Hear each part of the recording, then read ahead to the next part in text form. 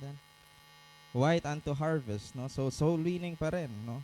So may kinalaman po dyan ang magiging paksa natin for this afternoon. Okay, pero bago ang lahat po, tayong lahat ay tumayo. Basahin po muli natin ang ating nabasa kanina sa ating scripture reading. Buksan natin ating mga Bible sa Luke chapter 10 verses 1 hanggang verse 11. Luke chapter 10 verse 1 hanggang 11.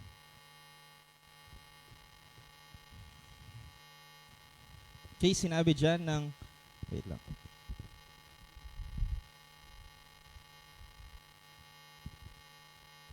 Okay, sinabi dyan ng banal na salita ng ating Panginoon, after these things, the Lord appointed other 70 also and sent them two and two before his face into every city and place, whither he himself would come.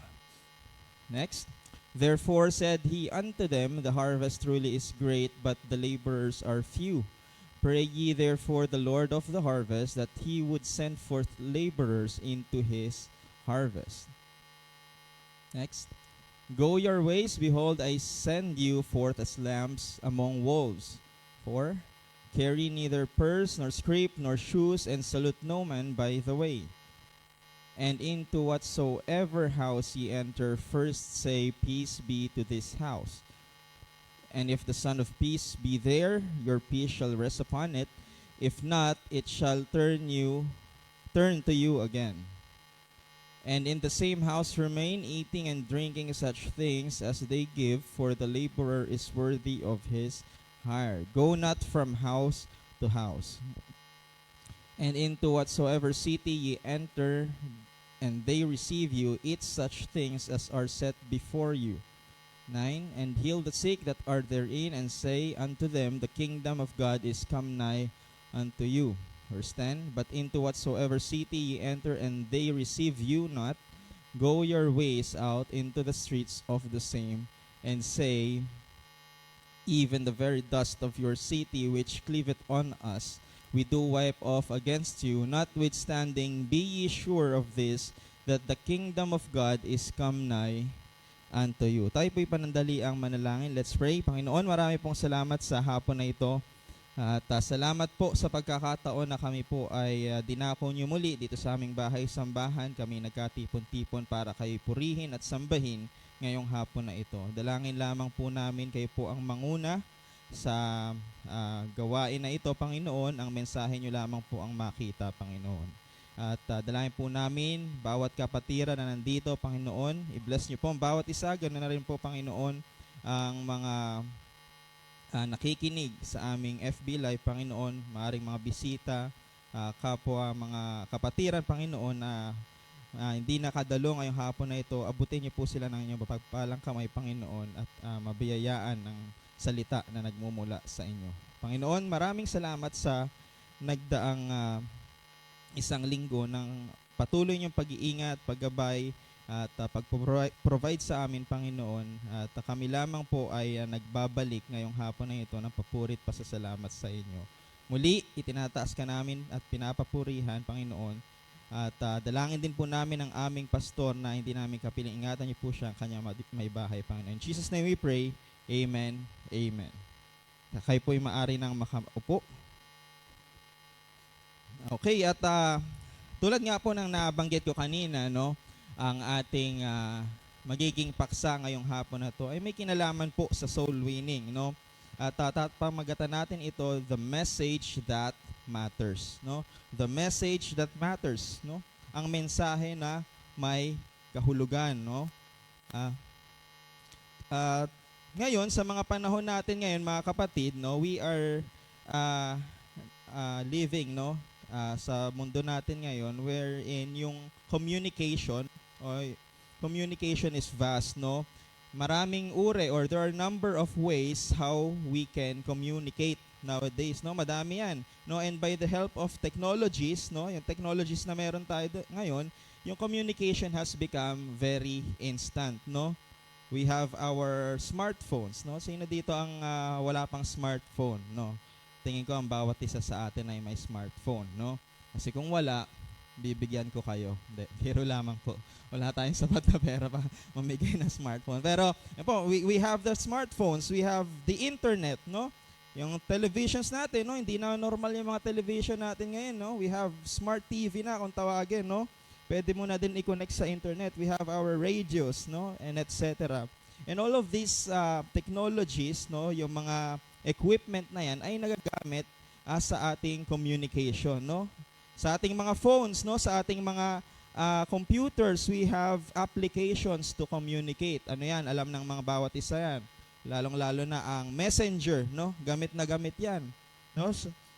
Sa pakikipag-chat natin, no? Meron sa mga trabaho, meron tayong ginagamit na Viber, no? Minsan WhatsApp, no?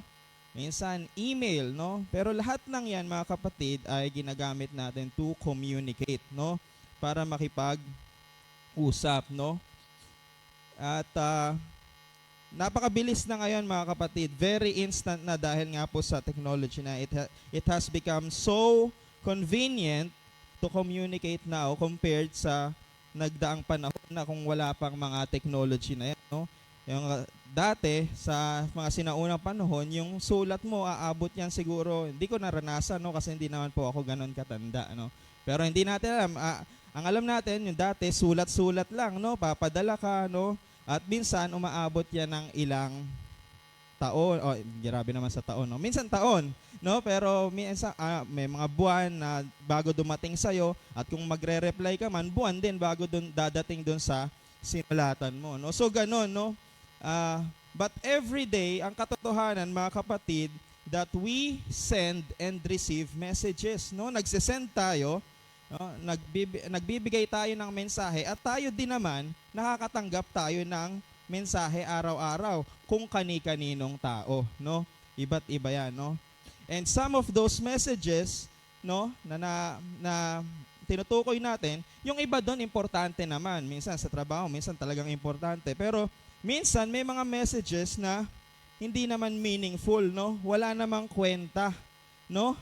Minsan, just for our own pleasure, para lang sa ating sariling kasiyahan, no? At minsan, may mga messages din, no? Wag naman sana na binibigay natin sa iba o na nakakasakit tayo sa pamamagitan ng pagsasalita, no? O pakikipag-community, nakakasakit na tayo, no? However, here, dito sa nabasa natin in Luke chapter 10, no?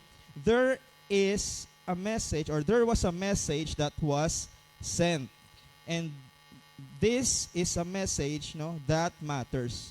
And it's about the gospel of Christ, no? Ito ay about sa good news na tinatawag natin, no? Yung tinatawag nating good news. And we know, Christians, that salvation is from our Lord and it is shared through soul winning, no?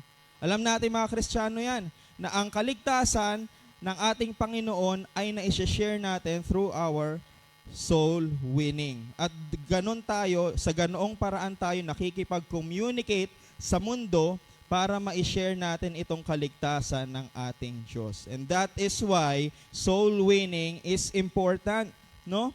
At yan ang dahilan kung bakit yung tracts distribution, yung mga papel na pinapakalat-kalat lang natin sa church natin, importante yan na maibigay natin. Tracts distribution is vital in our Christian lives because that is one way, no, one of the ways of our communicating, no, doon sa mga naliligaw pang kaluluwa, no.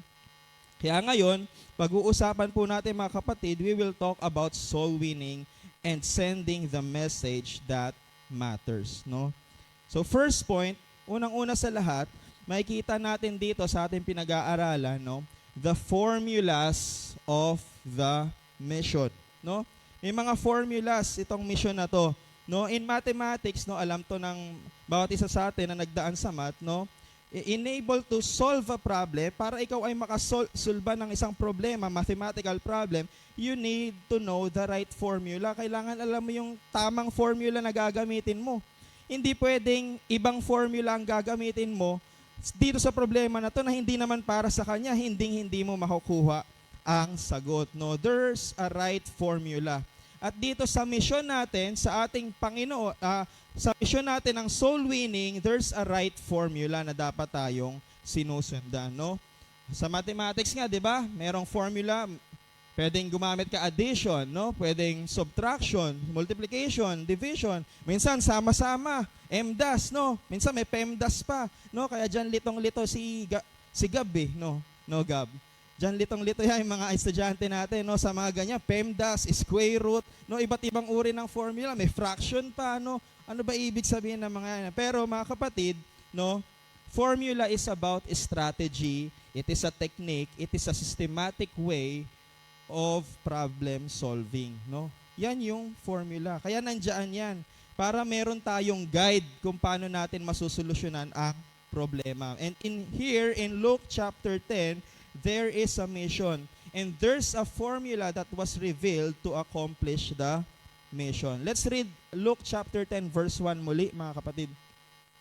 And after these things, the Lord appointed other 70 also and sent them two and two before his face into every city and place whither he himself would come, no? So bigyan ko lang kayo ng onting background, mga kapatid, dito sa Luke chapter 10, no, sa mga unang verses na ito.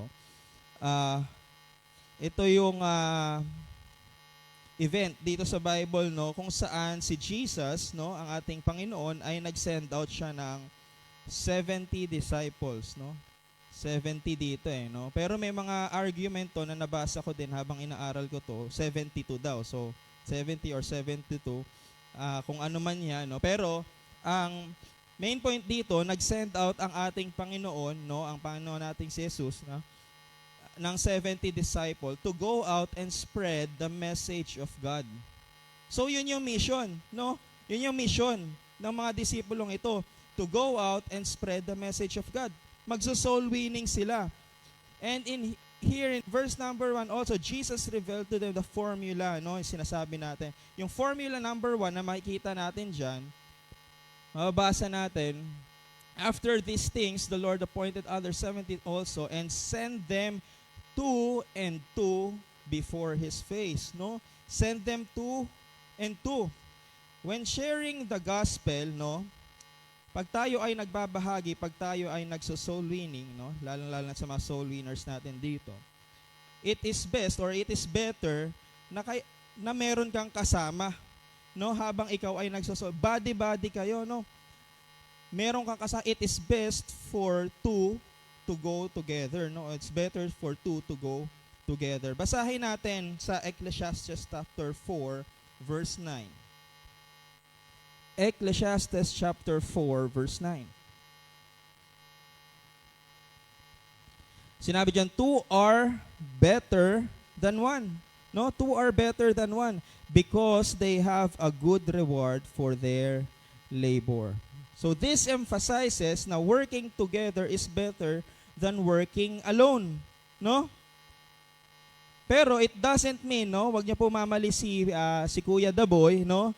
It doesn't mean na pag ikaw ay nag-soul winning mag-isa ay magiging hindi na agad epektibo. No, hindi 'yun ang tinuturo ng Biblia. Tinuturo ng Biblia dito na it is better to work together, no? Maaring makapagligtas pa rin tayo. Kaya naman natin, no? Kaya naman na mag-soul winning mag-isa, may mga gumagawa naman 'yan. Pero dito sa ating pinag-aaralan, two is better than one, no? Working with somebody is better. Isa pa pong talata sa Biblia, 2 Corinthians chapter 13, verse 1.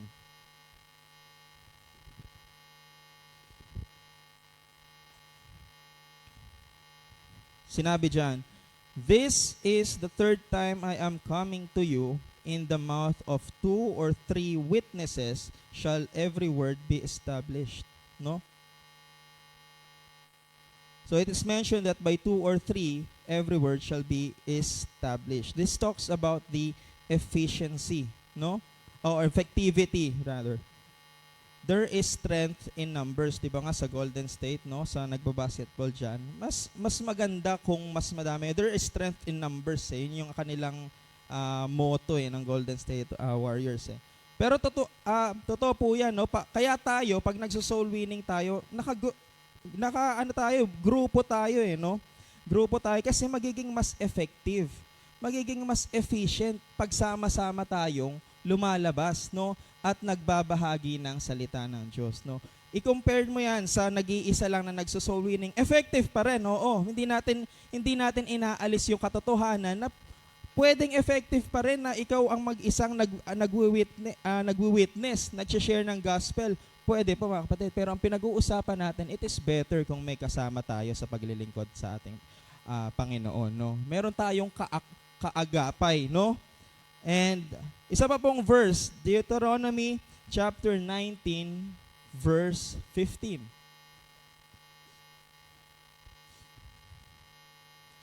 Sabi dyan, one witness, Deuteronomy chapter 19 verse 15, one witness shall not rise up against a man for any iniquity or for any sin, and in any sin that he sinneth, at the mouth of two witnesses or out the mouth of three witnesses shall the matter be established. No?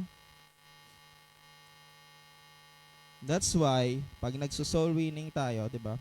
We go as a group, no? Group soul winning is biblical, no? Mga kapatid, group soul winning is biblical, no?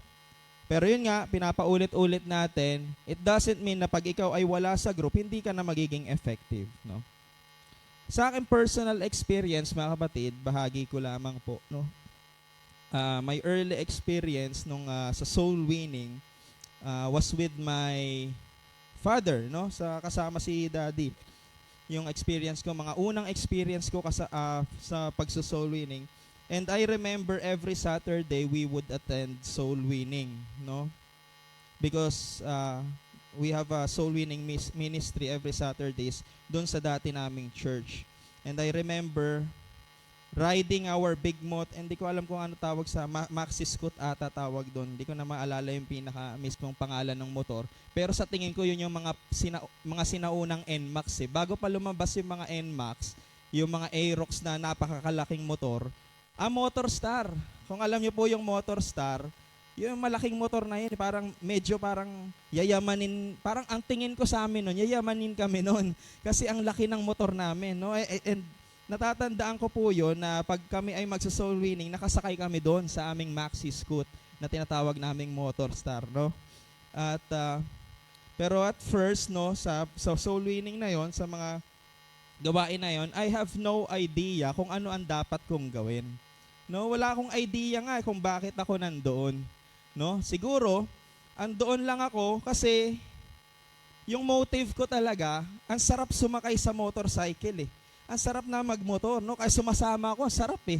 Ang sarap na nagmomotor kami, okay, may motor kami. Yun yung isa sa mga pinakauna naming motor eh, bilang pamilya, no? Ngayon, naka-tricycle na kami, so nag-improve na kami, di ba? So yan, meron na kami no? Hindi lang basta motor, may tricycle na kami. So, pero, sa tingin ko sa akin, personally, no, sumasama lang ako ng soul winning dati kasi gusto ko yung experience na nagmumotor ako. No? Pero pag nandun ako mismo sa field, no, hindi ko na alam yung gagawin ko, no? Pero but because we do it every Saturday, no, na ginagawa namin yon every Saturday. At dahil ginagawa namin yon, inch by inch, I have learned the reason why I was there, no? Natutunan ko yung dahilan kung bakit ako nandoon. I have learned to observe. At para sa akin, it seemed like, baka mali na naman ako na English dito, it seemed like my father was teaching me, no, why soul winning is important, no. Pinapakita niya yon by his actions. And sinasama niya na lang ako just to observe kung ano yung ginagawa. Pero wala siyang pinapagawa sa akin eh. Nakatayo lang ako, hindi ko alam kung ano gagawin ko eh, no. Pero andyan lang ako. Pero yun pala, sa tingin ko, nung naintindihan ko na habang tumatagal, mukhang tinuturuan ako ng tatay ko how to soul win, no? Paano ang soul winning and why it is important. Because we as Christians, we have a message to tell. No, tayo mga Kristiyano, we have a message to tell eh. Kahit at a younger age, no, yung sarili ko, bata pa ako, dahil Kristiyano ko, meron akong mensahe na dapat ipagsabi, no, I have a message to tell also. So while my father was sharing the gospel, I was just there observing and learning, no? At natutunan ko At nadala ko yon nung ako'y lumaki na, no? Pero alam niyo po ba, mga kapatid, kung bakit isa pang dahilan why the Bible tells us to go 2 by 2? It is because while the other one is sharing, habang yung isa po ay nag-share ng gospel, no, yung kasama niya naman po, no, ay nagpe-pray.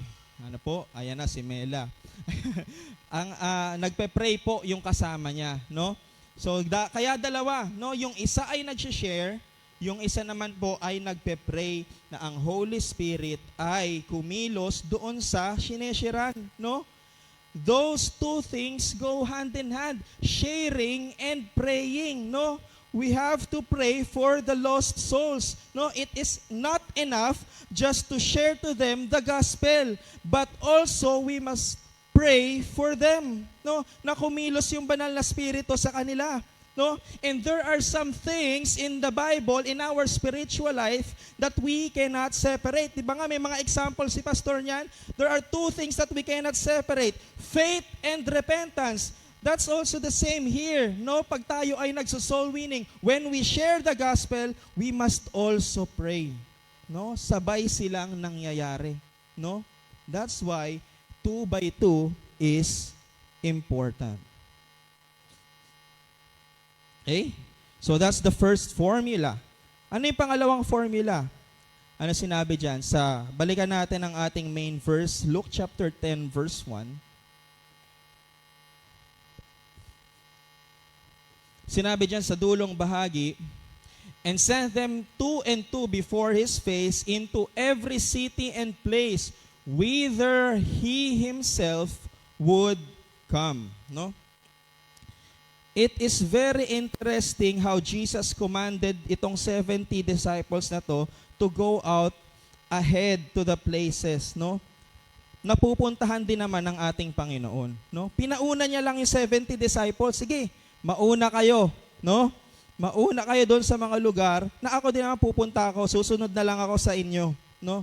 Yun yung sabi ng Panginoon, mag-share kayo ng gospel, pero susundan ko naman kayo, no?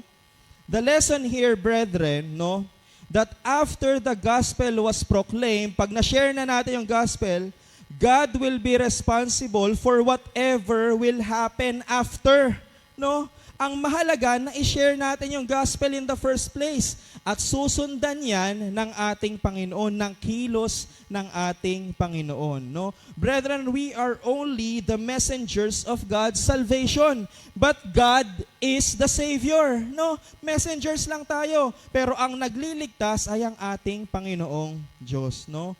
We don't have the ability to save them, no? Not any person, not any religion ang nakakapagligtas. That ability to save is in Christ alone, no? Ability yan ng ating Panginoon. Wala sa atin, no? We don't know, lagi nating naririnig sa ating mga preachers, we don't know kung sino yung mga taong maliligtas, no? We don't know, hindi natin alam. But we must continue to share the good news, no?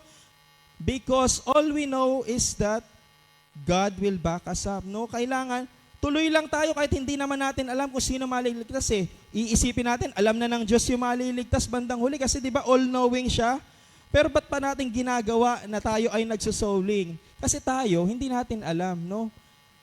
Ginagawa lang natin ito dahil ito ang will ng ating Panginoon sa atin, no? And alam natin na kung tayo ay magbabahagi ng salita ng Diyos, no, ng kaligtasan ng Panginoon, kahit ano pan mangyari doon sa field, God will back us up. Meron tayong backup, no? Ang backup natin ay ang ating Diyos, no? 'Di ba? Sa sports nga may mga may mga volleyball players tayo dito no? Sa volleyball, merong isa doon tinatawag libero. Mukhang si Gloriel 'yon, no? So si libero, si Gloriel, no? Meron diyan ang libero, suporta yan sa mga spiker. Kasi yung spiker papalo lang at papalo yan.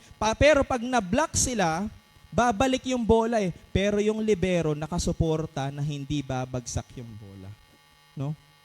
nakaspota, naka-back up, no? Yun sa volleyball. Pero sa ating bilang mga Kristiyano, ang backup natin ay ang ating Panginoon. Okay? That's why we pray when we minister for the Holy Spirit of God to work in their hearts. Kasi after we share, God will do the follow-up. Sa kanya yung follow-up, no? Parang follow-up, check-up, no? Parang ganon, no? Siya ang magfa-follow up. Na ibahagi mo yung kaligtasan, maaring sa pamilya mo, nanay mo, tatay mo, kapatid mo, kala mo hindi nakinig, pero hindi mo alam, after you shared the gospel, kumikilos ang Panginoon sa buhay nila. And that's the reason why napakakalaga nitong sinabi dito sa Luke 10, chapter 1. Nasa first verse pa lang tayo, pero napakalalim na ng pinaguhugutan natin sa mensaheng ito. No? Pupunta din naman ng Diyos dun eh. Pinauna niya lang yung 70 disciples niya. No? Pinashare niya lang yung gospel kasi susundan niya, siya yung bahala. No? Siya yung magtatapos. 1 John chapter 4 verse 14. Sinabi dyan, and we have seen and do testify that the Father sent the Son to be the Savior of the world. Brethren, all we can do is testify, no? Yun lang ang magagawa natin, to testify.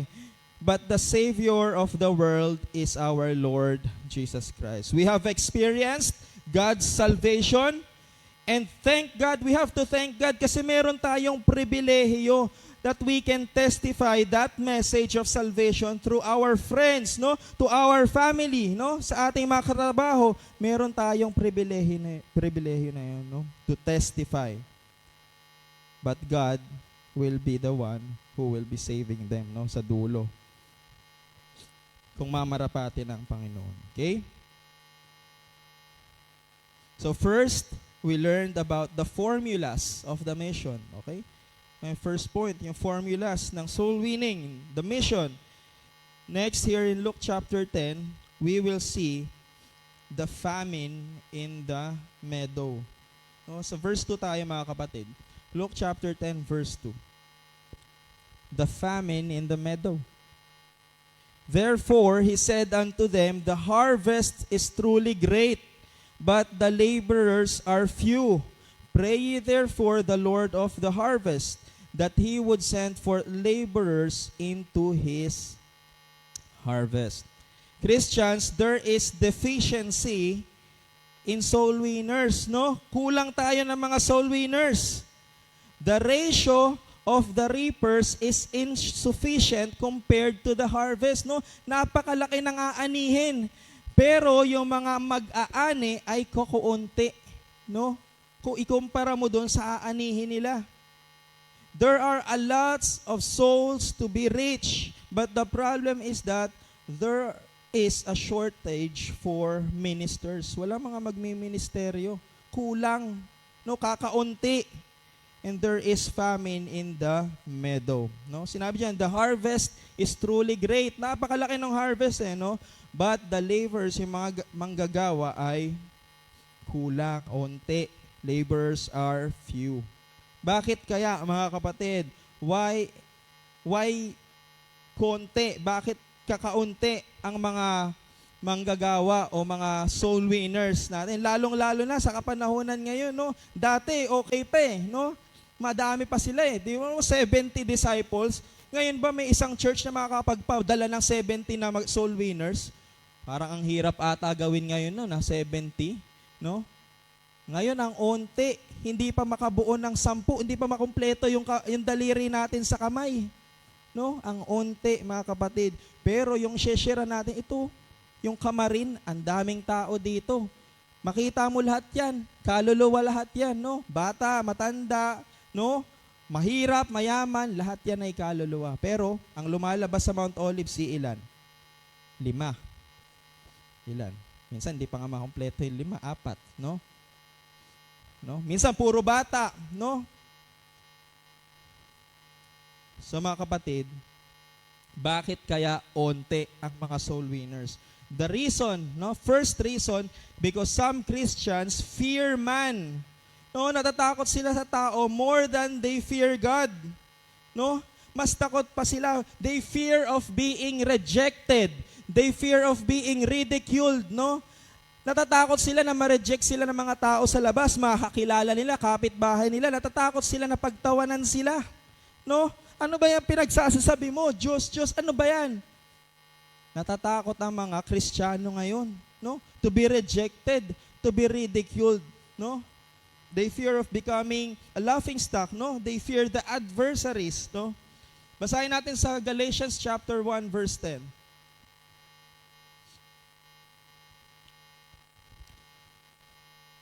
For do I now persuade men or God? Or do I seek to please men? No? For if I yet please men, no, kung ang piniplease ko ay mga tao, ang sinabi diyan sa dulo, I should not be a servant of Christ. Ang bigat niyan, mga kapatid. No? Kung ang nasa isip natin ay i-please ang mga tao sa ating paligid, no? Hindi tayo karapat-dapat na maging lingkod ng ating Panginoon. No? Sinabi diyan, if I yet please men, I should not be the servant of Christ. Mabigat yan, mga kapatid. Ngayon, i-examine natin ang mga sarili natin. Ganun ba tayo bilang mga Kristiyano? Natatakot ba tayo sa kung ano ang sasabihin ng iba sa labas? Natatakot ba tayo mapagtawanan? Ngayon, kung natatakot tayo, we should not be the servant of Christ. No? Do not call yourself a Christian if you fear men over you fear God. No? Na mas takot ka pa sa tao kaysa sa Diyos. Huwag mong tatawagin ang sarili mo na Kristiyano if ganun ka, mga kapatid. Kasi being a Christian is being crucified with Christ. No? Meron tayong verse na ganyan sa Bible. You will be rejected. You will be ridiculed. You will suffer. You will face adversaries. No? Lahat ng bagay na yan ay pagdadaanan mo. But then, that's the identity of being a Christian. Yun yung identity natin. It's not an easy road. Hindi yan madaling daan. Soul winning is not easy. Tracts distribution is not easy. But we must do it anyway because it is God's will for us as Christians. Yun ang will ng ating Panginoon para sa ating mga Kristiyano. No? Yun ang identity natin bilang mga Kristiyano. Soul winning is not a sole responsibility. Hindi lang to responsibility ng iyong pastor. No? Soul winning is not a sole responsibility of our deacons. No? Hindi yan para sa parents lang natin, mga young people. No? Soul winning is for every one of us, mga kapatid. We are all soul winners. Now, if you don't minister because you fear what other people might say to you, you should not be called Christian. No? Mahiya ka naman. No? Tinatawag mo yung Kristiyano yung sarili mo. May pa-post-post ka pa sa social media ng mga puro verses. No? Na Kristiyano ka. Pero, hindi mo maisabuhay. Hindi mo kaya lumabas, hindi mo kaya mag-share ng gospel. Pag share ng gospel, hindi mo pa alam kung saan magsisimula. Hindi mo pa alam yung verse na pipiliin mo. Then you will call yourself Christians. No? Ano nangyari sa atin, mga kapatid? Basahin natin sa Luke chapter 10 verse 3.